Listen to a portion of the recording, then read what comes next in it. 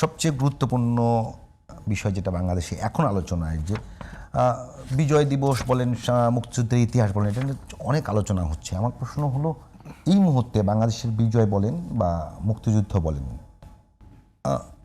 তার প্রধান শত্রুকে? দেখেন, বাংলাদেশের প্রধান শত্রু দুইভাবে আপনি চিহ্নিত করতে পারেন।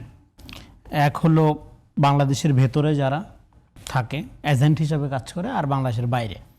এখন বাংলাদেশের বাইরে শত্রু এটা এত গুরুত্বপূর্ণ না, কারণ হলো একটা রাষ্ট্র যখন গঠন হয়ে যায় তার মূল পারসেপশনটা হলো এনিমি পারসেপশন।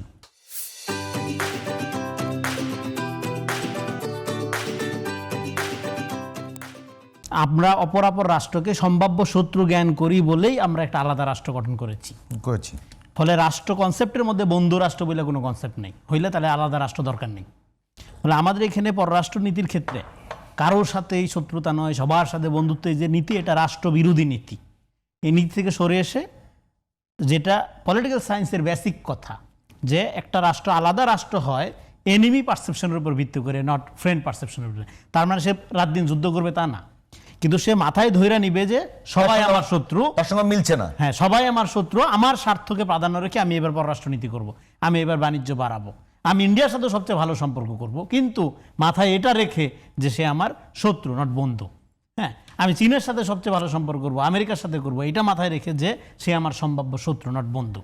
কারণ আপনি যখন বন্ধু মাথায় রেখে করবেন, তখন যেটা হবে যে আপনি আপনার হিস্সা আদায়ের যে পজিশনটা, এটা হারাই ফেলবেন। এবং সেটা যদি ইন্ডিয়ার মতো রাষ্ট্র হয়, তাহলে আপনি সবার আগে হারাবেন। কেন হারাবেন? কারণ আমাদের এখানে এইটা শুধু বন্ধু রাষ্ট্রের এই বয়ান এভাবে চালু করেন। এখানকার কালচার, যেটা ভারতীয় বাঙালি জাতীয়তাবাদের যে সংস্কৃতি, এটা এসেনশিয়ালি ডেরাইভ ফ্রম আপনার ভারতীয় বাঙালি, এই আপনার ধরেন ভারতীয় বাঙালি জাতীয়তাবাদের সংস্কৃতি থেকে। কলকাতার যে বাবু সংস্কৃতি বা হিন্দুত্ববাদী যে সংস্কৃতি, যেটার আগ্রাসন আজকে গ্লোবাল থ্রেট, আজকে হিন্দুত্ববাদী সন্ত্রাস, এটা একটা গ্লোবাল ফেনোমেনা আকারে হাজির হয়েছে এবং সারা পৃথিবীর জন্য এটা একটা সমস্যা, নট অনলি ইন্ডিয়া এবং তার আশেপাশের রাষ্ট্রগুলো। সো তার এটা অনেক লম্বা থিওরিটিক্যাল আলাপ। ফলে সেদিক থেকে আমাদের ইমিডিয়েট শত্রু আমাদের দেশের বাইরের অন্যান্য রাষ্ট্রগুলো একটা, আর একটা ভিতরে, বাংলাদেশের ভেতরে কারা শত্রু? বাংলাদেশের শত্রু হলো যারা নিজের ক্ষুদ্র ব্যক্তি স্বার্থ এবং দলীয় স্বার্থকে জলাঞ্জলি দিয়ে, ওভারলুক করে আপনার জলাঞ্জলি এবং জাতীয় স্বার্থকে জলাঞ্জলি দিয়ে, নিজের ক্ষুদ্র ব্যক্তি এবং দলীয় স্বার্থকে প্রাধান্য দিয়ে আপনার যে কোনো রাজনৈতিক বা আপনার কর্মতৎপরতা, ব্যবসা বাণিজ্য থেকে শুরু করে, হ্যাঁ, এগুলো পরিচালনা করে, তারা বাংলাদেশের শত্রু। এখন তাহলে আজকে আমরা 16 ডিসেম্বরের কথা বলতেছি, শত্রু মিত্র নির্ধারণ। দেখেন, শত্রু মিত্র ইজ ভেরি ইম্পর্টেন্ট। শত্রু মিত্র আপনি যেই জায়গাটা নিয়মিতই এক থাকে কিনা? না, শত্রু মিত্র নিয়মিত এক থাকে না, চেঞ্জ হয়। কিন্তু চেঞ্জ হইলেও আপনার পারসেপশনটা রাতারাতি চেঞ্জ হয় না। আমরা ব্রিটিশদের বিরুদ্ধে যুদ্ধ করেছি, আমরা পাকিস্তানিদের বিরুদ্ধে যুদ্ধ করেছি। এখন তো পাকিস্তানের সঙ্গে যুদ্ধ করা বা ব্রিটিশদের সঙ্গে যুদ্ধ করার সুযোগ নেই, কিন্তু সবাই আপনার সম্ভাব্য শত্রু, যেহেতু আপনি আলাদা রাষ্ট্র হয়ে গেছে, আলাদা হয়ে গেছে। সেদিক থেকে পারসেপশনটা একেবারে চেঞ্জ হয়ে গেছে তা না, কিন্তু শত্রুতার জায়গাটা রয়ে গেছে। শত্রুর জায়গাটা ধরেই আপনি সম্পর্ক করবেন, বাণিজ্য করবেন।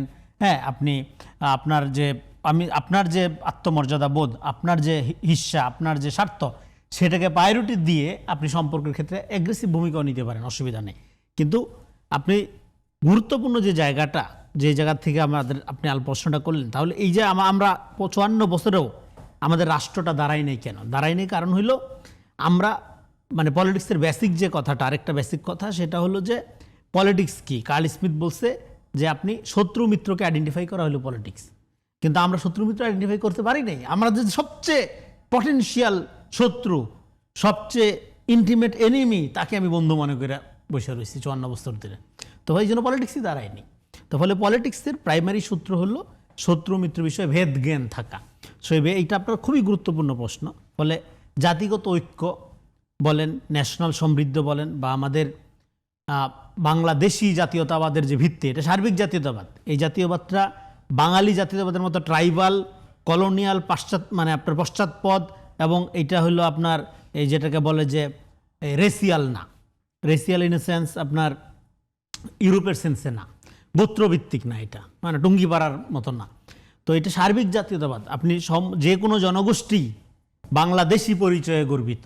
ফলে এটা আমাদের একটা সিভিলাইজেশনাল আইডেন্টিটি। এটা কোনো কিন্তু আমাদের শুধুমাত্র রাষ্ট্রীয় আইডেন্টিটি না, আপনি নিউ ইয়র্কে থাকেন, না, আপনি যে দেশেই থাকেন আপনি বাংলাদেশি। ফলে সেদিক থেকে আমাদের একটা ন্যাশনাল ইন্টারেস্টের জায়গায় যেরকম একটা কমন জায়গা আছে, এবং কমন জায়গার এনিমি হলো এক নাম্বার হলো অন্যান্য অপরাপর রাষ্ট্র, যেটা জনগোষ্ঠী।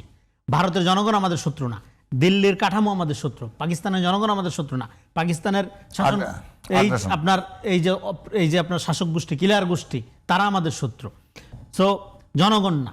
ফলে আমরা গ্লোবাল জনগোষ্ঠীর সাথে বরং কানেক্টেড, আমরা গ্লোবাল নাগরিক এখন। হ্যাঁ, ফলে ওই রকম একটা ট্রাইবাল জাতীয়তাবাদের মধ্যে আটকায় থাকার কোনো সুযোগ নেই। ফলে এই জন্য আমাদের ফ্রেন্ড এবং এনিমি এইটা নির্ধারিত হবে আমাদের যে সিভিলাইজেশনাল অ্যাপিল, আমাদের যে সার্বিক পরিচয়, সেই পরিচয়ের উপর দাঁড়ায় এক নাম্বার। দুই নাম্বার হলো আমাদের যে স্বার্থ, আমাদের যে কালেকটিভ স্বার্থ, বাংলাদেশের স্বার্থ, এইটাকে আমলে নিয়ে। আর এই স্বার্থকে জলাঞ্জলি দিয়ে যারা ইন্টারনালি, যারা আমাদের এই যে যেটাকে মাহফুজ আলম বলছে ইন্টারনাল অ্যাসেট অফ ফরেনার্স, যারা বিদেশিদের এখানকার আপনার ইস্টাবলিশমেন্ট যেটা, সেটা হলো আমাদের ইমিডিয়েট শত্রু। এবং সেই শত্রুটার কারণেই আজকে বহির্শত্রুরা শক্তিশালী হয়, এখানে আপনার তারা অপারেশন করার মতো সাহস দেখাইতে পারে। এই জন্য প্রথম কাজ হলো যে ইন্টারনাল এনিমি, এই যে বিদেশি অ্যাসেট বা ইস্টাবলিশমেন্ট, এইটার যে স্বদেশি এজেন্ট, তাকে গুরুত্বপূর্ণ এলিমেন্ট আকারে নেওয়া এবং তাকে গুরুত্ব দিয়ে ডিল করতে পারা।